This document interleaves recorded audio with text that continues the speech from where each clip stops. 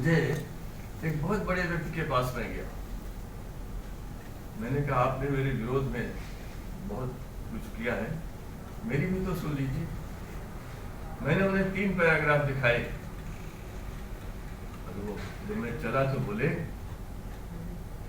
1.5 घंटे की बात के बाद, प्रोफेसर राजपूत आप बहुत अच्छा काम कर रहे हैं, my problem is I am in opposition. अरे मैंने कहा सर आप वहीं रहिए, मैं ये करने नहीं आया हूँ, you are an academic, I have come to tell you what I am doing.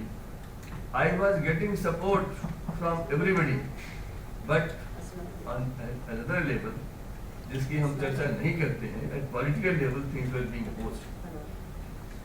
ये मान के चलिए कि जो 1955-56 की बात मैंने बताई है जब मैं 8-9 साल का था, और आज जो निगेटिविटी बढ़ी है, it is because of the politics and politics. इसको मानना चाहिए, इसको भी बात करनी चाहिए, इसे भागने से कोई फायदा नहीं हो।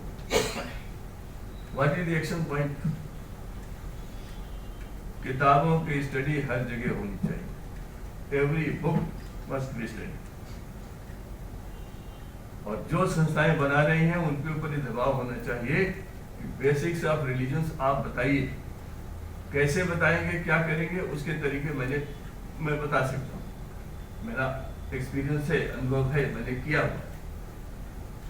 दूसरी बात, जोनाथन मिडल ने किताब लिखी थी 1968-70 में, द एशियन ड्रामा, कि इन देशों का विकास कैसे होगा, प्रोग्रेस कैसे होगी, क्वालिटी कैसे बढ़ेगी। उन्होंने कहा एक ही रास्ता है, go to teacher preparation institution,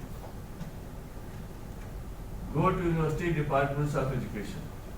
वहाँ जो कल्चर होगा, वहाँ जो आप सिखाएंगे, जो क्वालिटी होगी, जो एक्सेलेंस लेवल होगा, it will flow to every stage and every level. तब आपका डॉक्टर भी ईमानदार होगा, अगर वहाँ ईमानदारी से काम होता है। अगर वहाँ पर आप ये बात बता सकें कि सब धर्मों के मूल तत्व का सम्मान करना ही भारतीयता है, वही हिंदुस्तानियत है, और हिंदुस्तान की सबसे बड़ी खूबी अगर ये है कि हम जानते थे 1000 साल पहले how to live with diversities, how to live with different practices and how to respect. मैं आज भी सोचता हूँ, मेरे परिवार में जो 80 वर्ष के बुजुर्ग थे वो स्कूल नहीं गए, वो भी ये मानते थे कि बर्तन अलग अलग है। लेकिन जब हम बैलगाड़ी पर अपने गांव से जिला मुख्यालय जाते थे, हमारे लिए तो वैसे ही था जैसे आज बच्चों के लिए दिल्ली से पेरिस जाना, तो हमारे लिए गांव से वहां जाना और बैलगाड़ी पे जाना बहुत बड़ी बात थी।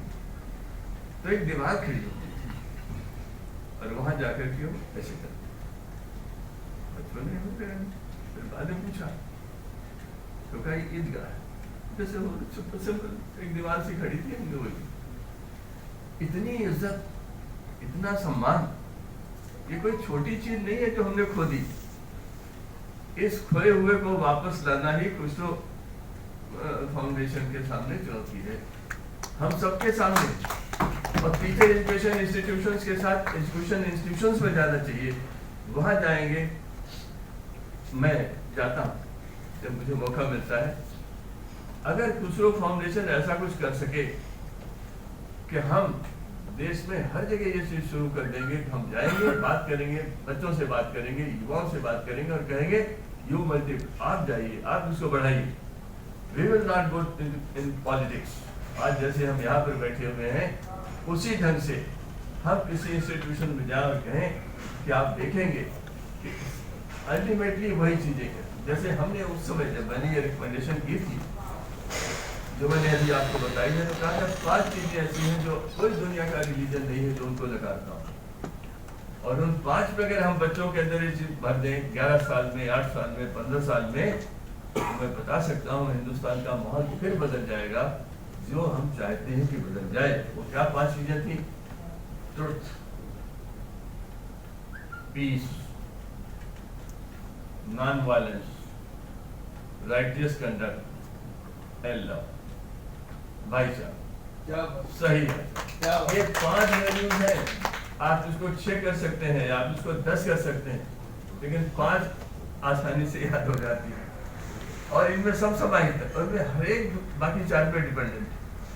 ऐसे कोई नहीं है जो इंडिपेंडेंट हो, सब एक दूसरे पे डिपेंडेंट। हमें इस रास्ते पर बढ़ना चाहिए। और मैं ये बात तो मौके की है कि लोगों ने विरोध किया, सुप्रीम कोर्ट गया, किसी की जरूरत नहीं थी। वह सुप्रीम कोर्ट ने एक एक चीज को माना कि इसमें नीयत अच्छी है, नीयत भी अच्छी है, नीयत भी अच्छी है।